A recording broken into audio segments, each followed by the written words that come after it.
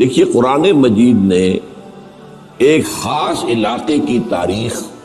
اور ایک خاص علاقے کے مذاہب ہی کا تذکرہ کیا ہے، پوری دنیا کی ہسٹری اس نے بیان نہیں کی ہے۔ چین کا ذکر، ہند کا ذکر نہیں ہے، حالانکہ قرآن یہ کہتا ہے وَلِكُلِّ قَوْمٍ ہاد، ہر قوم کے لیے ہم نے ہادی بھیجے۔ تو ظاہر بات ہے چینیوں میں بھی کوئی نہ کوئی آئے ہوں گے، ہندوستان میں بھی آئے ہوں گے، یورپ میں بھی آئے ہوں گے، تو ہو ہی نہیں سکتا کہ نہ آئے ہوں۔ اور یہ بتایا گیا کہ نبی جو ہے 1.25 لاکھ ہیں اور رسول 313 آئے، تو قرآن مجید میں تو میکسیمم 30 کا ذکر ہوگا، 28 29 30 اس سے زیادہ نہیں۔ تو اس کا مطلب کیا ہے کہ اب یا تو پوری دنیا کا بتایا جاتا تو پہلے پوری دنیا کی تاریخ پڑھائی جائے لوگوں کو، پھر پوری دنیا کا جغرافیہ پڑھایا جائے، اس کی ضرورت نہیں تھی۔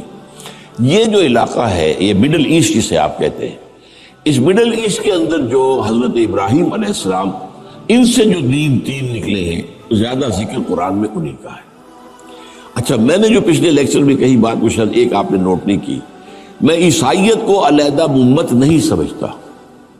عیسائی تو اسی امت کا جز ہے، اس لیے کہ حضرت مسیح جو ہے وہ سلسلہ بنی اسرائیل کے اندر شامل ہے، رسولاً الی بنی اسرائیل، بنی اسرائیل کی طرف رسول بنا کر بھیجے گئے۔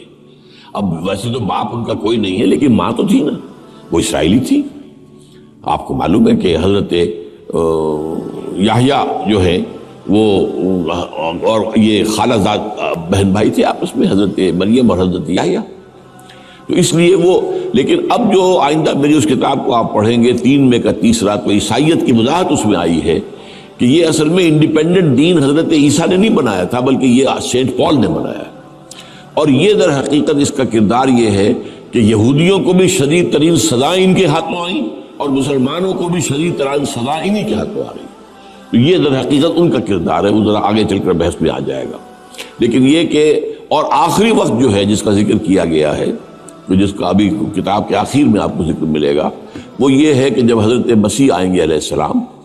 تو عیسائیت ختم ہو جائے گی اور وہ اسلام کے اندر مدغم ہو جائے گی، یہ ایک دین ہو جائے گا، عیسائی اور اسلام، اور یہودیت ختم ہو جائے گی، ایک یہودی قتل ہو جائے گا۔ تو اس طرح سے ان 3 کا تو یہ انجام ہوگا۔